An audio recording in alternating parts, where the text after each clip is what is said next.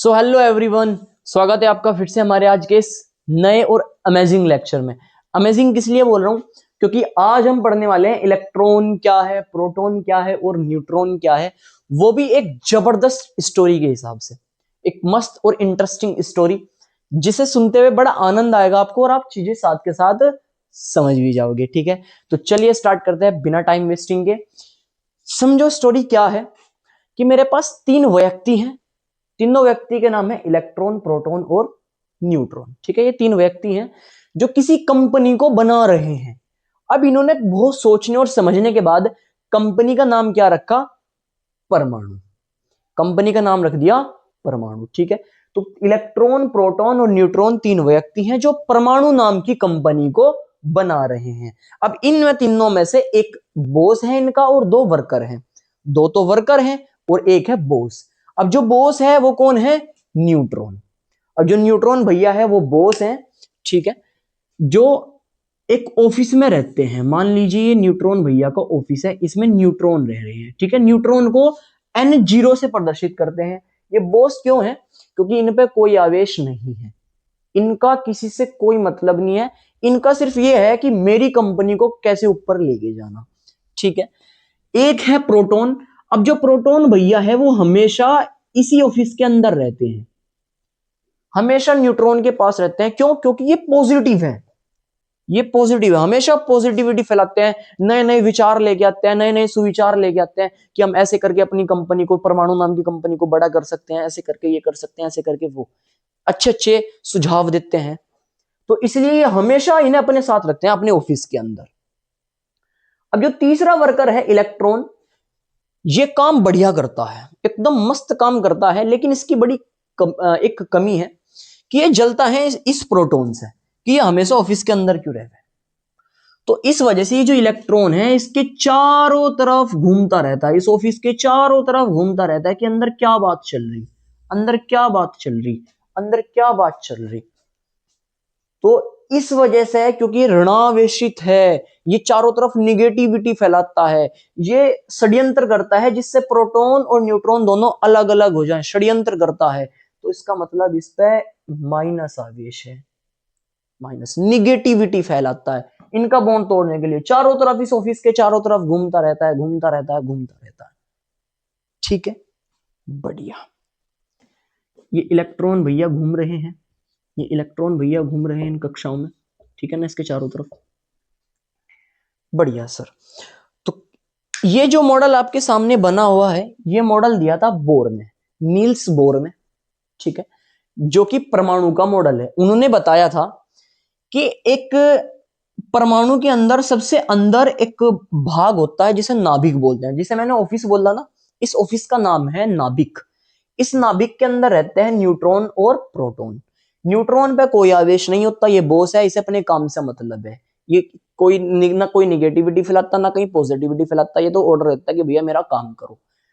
Proton इसके पास रहता है जो पॉजिटिव एनर्जी वाला व्यक्ति है, जो पॉजिटिविटी फैलाता है कि हाँ भाई अच्छे अच्छे सुविचार देता है, कंपनी को ऊपर लेके जाना चाहता है। ठीक है, इसलिए इसके साथ रहता है इस नाभिक के अंदर। नाभिक एक ऑफिस है, इसके चारों तरफ वृत्ताकार कक्षाओं में इसके चारों तरफ, नाभिक के ऑफिस के चारों तरफ इलेक्ट्रॉन्स घूमते रहते हैं, ये पता करने के लिए कि भाई अंदर क्या बात चल रही है, ये सब। ठीक है, ये किस भैया ने दिया था? नील्स बोर ने। क्लियर है बात? ठीक है सर। अब आगे समझो कि इनके अंदर बड़ी खास बात है न्यूट्रॉन की और प्रोटॉन की। क्या? कि न्यूट्रॉन पे प्रोटॉन का वजन लगभग समान है।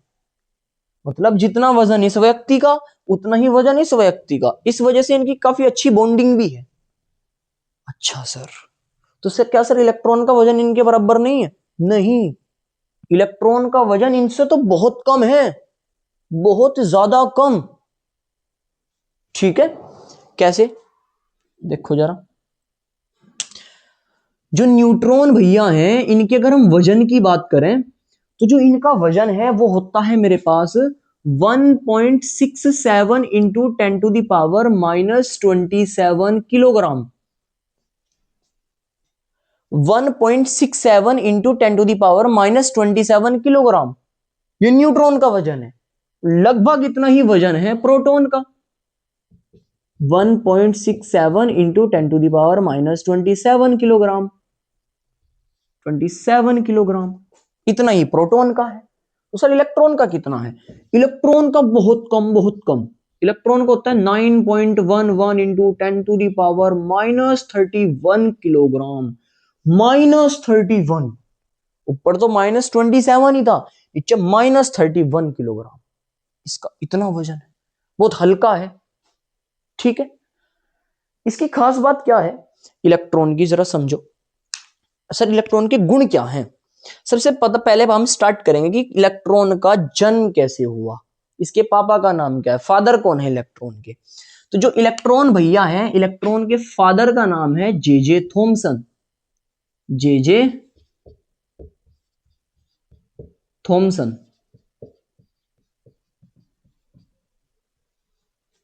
ठीक है, अब जे थॉमसन भैया ने इलेक्ट्रॉन की खोज करी थी, बताया था कि भाई इलेक्ट्रॉन करके एक ऐसा कण होता है हमारे पास जो ऋणावेश रखता है। ठीक है, बढ़िया सर। सर ऋणावेश कितना आवेश है इसके पास? ऋणावेश है, कोई मात्रा तो होगी उसकी, कोई वैल्यू होगी ऋणावेश की, बिल्कुल है। तो उसमें होता है माइनस का 1.6 इंटू 10⁻⁻19 कुलाम। सी का मतलब है कुलाम। अब सर ये कुलाम क्या है? कुलाम समझो जैसे हमारे पास वजन होता है ना, वजन को हम किलोग्राम में नापते हैं, है ना, तोलते हैं। उसी तरह हम दूरी को मीटर में या किलोमीटर में नापते हैं। उसी तरीके से समय को घंटे में या सेकंड में नापते हैं। उसी तरीके से जो आवेश है उस आवेश को हम कुलाम में नापते हैं, कुलाम। माइनस के 1.6 इंटू 10⁻⁻19 कुलाम। अच्छा सर, जे थॉमसन ने इसकी खोज करी, सर इस पे इतना आवेश है और इसका वजन इतना है। ठीक है, अब इसका अच्छी बात क्या है इसके बारे में कि जब तक इलेक्ट्रॉन घूमता रहता है तब तक बिजली बनती है। इनके आपके अंदर जो बिजली हुई है ना, पंखा चल रहा है जिससे बल्ब जल रहे हैं, उसको भी कौन बना रहा है? इलेक्ट्रॉन भैया। यानी कि इलेक्ट्रॉन जब तक भाग रहा है तब तक बिजली बन रही है। जैसे ही इलेक्ट्रॉन भागना बंद कर देगा, बिजली खत्म, अंधकार में चले जाओगे। इलेक्ट्रॉन जब तक भागता रहेगा बिजली बनती रहेगी। तो बिजली जो चल रही है उसमें भी कौन काम कर रहा है? इलेक्ट्रॉन। अच्छा, ठीक है सर, बढ़िया। अब इस कंपनी का दूसरों के साथ संपर्क बनाना, यानी कि जो परमाणु है इसका किसी दूसरे के साथ बॉन्डिंग भी तो होगी, बॉन्ड भी तो बनेगा, है ना। किसी दूसरी कंपनी के साथ जब ये जाके जुड़ेगा, कस्टमर के साथ जब जाके जुड़ेगा, बताएगा कि हमारी कंपनी में ये है वो है, ऐसे प्रोडक्ट्स हम बेच रहे हैं, ये करके हमारे साथ बॉन्ड बना लो, हमारे कंपनी में पैसा इन्वेस्ट कर दो। ये सब काम कराने का काम कौन करता है? इलेक्ट्रॉन। क्यों? क्योंकि बाहर तो यही है, ये तो सब ऑफिस के अंदर बैठे हुए हैं, ये तो भैया बॉस है, इसे तो काम चाहिए। ये है जैसे विचार देगा, अब ये विचार इसको देगा, ये काम करेगा उसको लेकर, इलेक्ट्रॉन भैया। तो इसकी जीवन है बड़ा कठिन है, हमेशा काम करता रहता है, बहुत मेहनती व्यक्ति है। ठीक है, अच्छा। अब ये दूसरों के साथ बॉन्डिंग बनाने के लिए या तो उनके पास चला जाएगा, किसी दूसरे परमाणु के पास चला जाएगा, या फिर उधर से कुछ बंदों को अपने पास लेके आ जाएगा। कहने का मतलब, अगर आपको बॉन्ड बनाना है, मैंने बॉन्ड कल बताया था, कल कैसे बॉन्ड बनते हैं, ठीक है, वो वाली वीडियो आप चेक कर सकते हो, उसमें फुल डिटेल में बताया गया कैसे इलेक्ट्रॉन्स जाते हैं, बॉन्ड बनता है, ये सब वो सब। ठीक है, तो या तो इलेक्ट्रॉन्स जा सकते हैं तब बॉन्ड बनेगा, या इलेक्ट्रॉन्स इसमें आ सकते हैं तब बॉन्ड बनेगा, या फिर एक कंडीशन और होती है कि क्या होता है कि भैया इसके जो वर्कर है इलेक्ट्रॉन, ये दूसरे के साथ, ये आधा काम तेरी कंपनी में मैं कर रहा, आधा काम तुम्हारे कंपनी में से कुछ बंदे आ गए हमारी कंपनी में कर देंगे। ऐसे जैसे क्लोरीन बनता है, Cl2 गैस बनती है, Cl2 गैस, इसमें से इसके कुछ वर्कर यानी कि इसमें से कुछ इलेक्ट्रॉन दूसरे क्लोरीन परमाणु के साथ जुड़ते हैं। दो क्लोरीन है, इनके इलेक्ट्रॉन्स आपस में जुड़ते हैं साझेदारी से। कल का लेक्चर में वो मैंने आपको बता दिया था। ठीक है, तो बंद बनाने का काम भी कौन करता है? ये इलेक्ट्रॉन भैया। रासायनिक अभिक्रियाओं में काम कौन करता है? ये इलेक्ट्रॉन भैया। अच्छा सर, यानी कि भले ही इस पर माइनस आवेश है लेकिन ये काम सारे पॉजिटिव वाले करता है, बहुत मेहनती है। ठीक है सर, बढ़िया। अब ऐसे समझो कि अगर मैं इलेक्ट्रॉनों को कम कर दूं, ऐसे समझो कि भैया किसी परमाणु के अंदर जितने भी इलेक्ट्रॉन्स होंगे ना, जितने भी इलेक्ट्रॉन वाले वर्कर होंगे उतने ही प्रोटॉन वाले वर्कर भी होंगे। ठीक है, क्योंकि बैलेंस बनाना बहुत जरूरी है कंपनी के अंदर। जितने निगेटिव वाले विचारधारा वाले व्यक्ति हैं उतने ही पॉजिटिव विचारधारा वाले व्यक्ति होना बहुत जरूरी है, तभी तो बैलेंस बनेगा। कि ना तो पॉजिटिव रहने के ज्यादा ना निगेटिव, एकदम बैलेंस न्यूट्रल। ठीक है, तो अगर इस कंपनी के अंदर मान लो 10 इलेक्ट्रॉन हैं, 10 वर्कर हैं, 10 इलेक्ट्रॉन हैं, तो इसमें 10 ही प्रोटॉन भी होंगे। एक इलेक्ट्रॉन है तो इसमें एक प्रोटॉन भी होगा, एक प्रोटॉन भी होगा। अच्छा सर, ठीक है सर, बढ़िया। यानी कि अगर हम सोडियम की बात करें, सोडियम जैसे मैंने कल बताया था धातु होता है, इसमें मेरे पास सोडियम में 11 तो प्रोटॉन्स होते हैं और 11 ही इलेक्ट्रॉन्स होते हैं।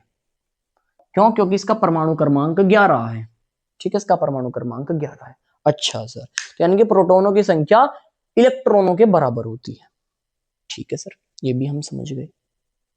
सर बहुत देर से आप परमाणु परमाणु कर रहे हो, परमाणु है क्या, इसके बारे में थोड़ा सा बताओ। अब जो परमाणु है उसके बारे में सुनो थोड़ा सा, फिर वापस हम इसी टॉपिक को पकड़ रहे हैं। परमाणु किसी भी पदार्थ का सबसे छोटा भाग होता है जो आगे भी बट जाता है, जो आगे भी डिवाइड हो सकता है, विभाजित हो सकता है।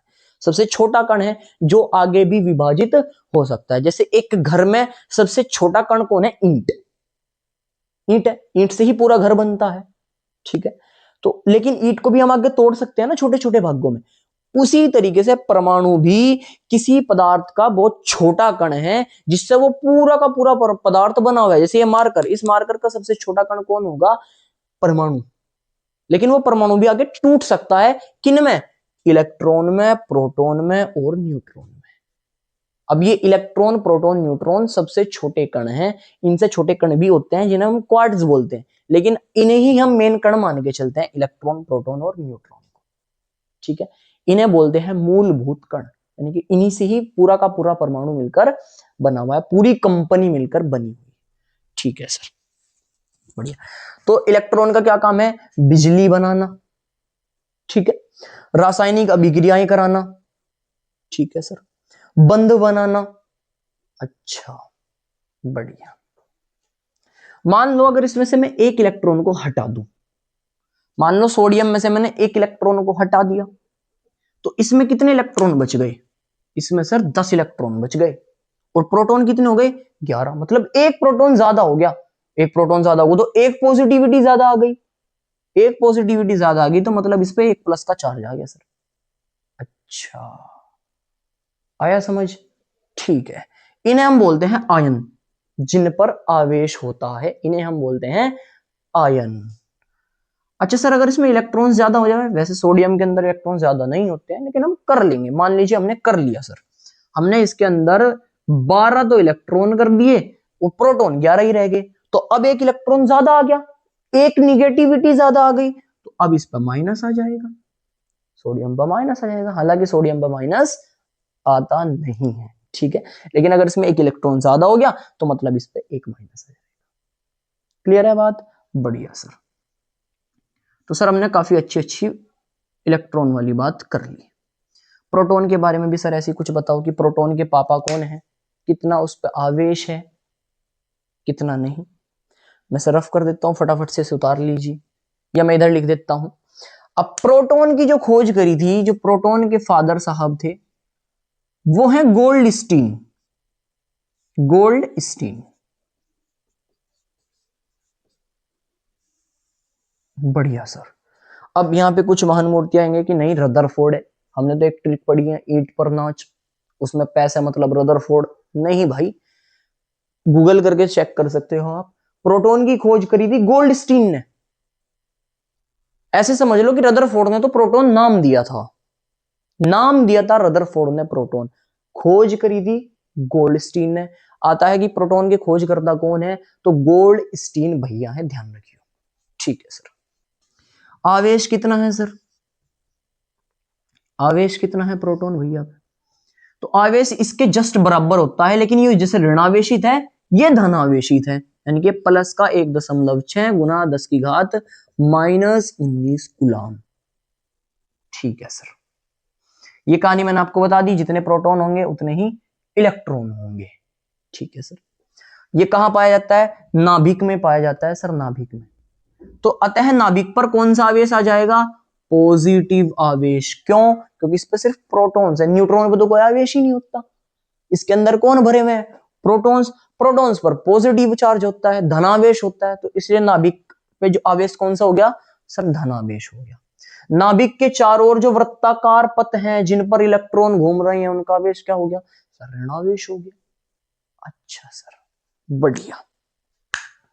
प्रोटॉन की भी सर कहानी होगी। सर प्रोटॉन करता क्या है? क्या काम है प्रोटॉन का? प्रोटॉन का है काम बैलेंस बनाना। बैलेंस बनाना, कि अगर इसमें ज्यादा इलेक्ट्रॉन्स आप कर दोगे, प्रोटॉन्स को कम कर दोगे, तो फिर इलेक्ट्रॉन्स घमंड करना लगेंगे भाई, वो स्टेबल नहीं हो पाएगी कंपनी, स्थायी नहीं बन पाएगी, कहेंगे कि हम ही हैं। अब जब ये सुविचार देगा, ये अपने विचार देगा, तभी तो कंपनी ग्रो करेगी। उसी तरीके से आप इलेक्ट्रॉन्स भी कम नहीं कर सकते, प्रोटॉन्स ज्यादा कर सकते हो, इलेक्ट्रॉन्स कम नहीं, ऐसा भी नहीं हो सकता। क्यों? क्योंकि इसका काम सिर्फ विचार देना है, काम करेगा कौन? इलेक्ट्रॉन्स। काम करेगा कौन? इलेक्ट्रॉन्स। तो भैया प्रोटॉन और इलेक्ट्रॉन की संख्या लगभग बैलेंस होना बहुत जरूरी है। ठीक है सर, इसका न्यूट्रॉन का काम क्या है? भाई एक बॉस चाहिए है ना कंपनी में, जिसे ये अपने विचार दे सके, जिसके ऑर्डर पे ये काम कर सके, ऐसा कोई व्यक्ति भी तो चाहिए। तो एज ए बॉस ये काम करता है कि इस कंपनी का मालिक हूं मैं, प्रोटॉन का, इसका परमाणु का। ठीक है, अच्छा सर, ठीक है सर। इस पर आवेश, आवेश तो होता ही नहीं। खोज करता कौन है सर न्यूट्रॉन की? न्यूट्रॉन की खोज करता है जेम्स चैडविक। जेम्स चैडविक, इन भाई साहब ने इसकी खोज करी थी। ठीक है सर। आवेश, आवेश कुछ नहीं होता, जीरो, इसीलिए इसके ऊपर जीरो आया हुआ है, कोई आवेश नहीं होता।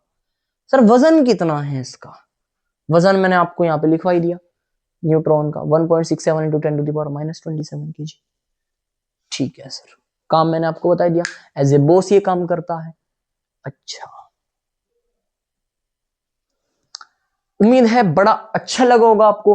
अब इनकी खोज कैसे हुई थी, जैसे कि इलेक्ट्रॉन की खोज कैसे हुई थी, जे थॉमसन ने कैसे इसकी खोज करी थी, क्या इसके अच्छे अच्छे गुण होते हैं, प्रोटॉन की खोज कैसे हुई थी, न्यूट्रॉन की खोज कैसे हुई थी, इन सब को लेकर हम नेक्स्ट लेक्चर में पढ़ेंगे। उम्मीद है बड़ी अच्छी आपको स्टोरी लगी होगी। इसमें मैंने आपको नील्स बोर भैया का मॉडल भी बता दिया कि न्यूट्रॉन्स कहाँ रहते हैं, प्रोटॉन्स कहाँ रहते हैं, इलेक्ट्रॉन्स कहाँ रहते हैं। ठीक है, उसके चारों तरफ घूमते हैं वृत्तीय पथ पे। इसका भार कितना है तीनों का, किसने इनकी खोज करी, किस पे कितना आवेश है, एक अच्छी सी स्टोरी के बाद किसका क्या काम है, जैसे इलेक्ट्रॉन का काम बॉन्ड बनाना, रासायनिक अभिक्रियाएं करवाना, विद्युत बनाना, ये सब। ठीक है, जैसे आप बैटरी देखते हो, बैटरी में जब तक इलेक्ट्रॉन्स चलते रहेंगे तब तक उसमें करंट रहेगा, जैसे ही इलेक्ट्रॉन्स रुक गया करंट खत्म। सही है, ठीक है। तो उम्मीद है बड़ा इंटरेस्टिंग आपको लगा होगा आज का लेक्चर। अगर आनंद आया है तो कमेंट करके बताओ कि आपको डेली के ऐसे ही पढ़ना है या फिर वही सेम वाला रूट अपनाना है कि एकदम नॉर्मल सा कि सर मेन चीजें आपको डायरेक्ट में पढ़ाओ। ठीक है, वैसे ये वाला तरीका काफी अच्छा है। नेक्स्ट में हम पढ़ेंगे इलेक्ट्रॉन की खोज कैसे हुई, प्रोटॉन की खोज कैसे हुई, इलेक्ट्रॉन की खोज कैसे हुई, बिल्कुल उसी फनी वे में, क्या क्या एक्सपेरिमेंट हुआ था विद एक्सपेरिमेंट। ठीक है ना, बोर्ड पे एक्सपेरिमेंट करके।